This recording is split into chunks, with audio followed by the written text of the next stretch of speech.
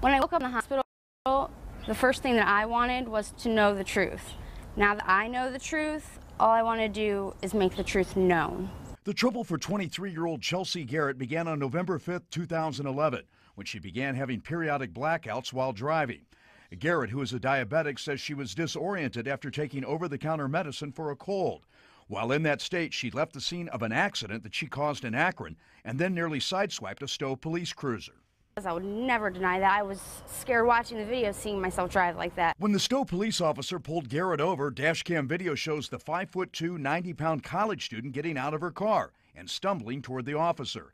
That's when, according to Garrett's attorney, the officer punched her in the chest with a taser he was holding in his hand, and then as she was laying on the ground, shot her with the taser at least 2 times.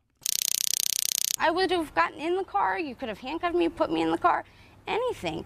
According to a lawsuit filed in federal court that alleges police brutality by Stowe police, Chelsea Garrett's attorney maintained she was tasered a 3rd time after she was handcuffed. That'll never make sense to me. The Stowe Police Use of Force Committee, which is made up of 3 Stowe police officers, reviewed the incident and in December ruled that the officer's use of the taser was within department guidelines. The committee concluded that Chelsea Garrett was, quote, unresponsive to police commands and stated that, quote, if an officer perceives a threat through the totality of circumstances, he does not have to wait until he is harmed to deploy the taser.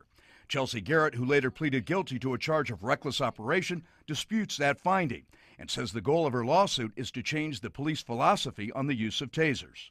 Different policies, different training. I want to make sure that everyone can feel safe because I don't trust the police anymore, and I've never had a trust issue with police or authoritative figures in my life. Stowe Police Chief Louis Durker declined comment on the allegation, citing the pending lawsuit in federal court.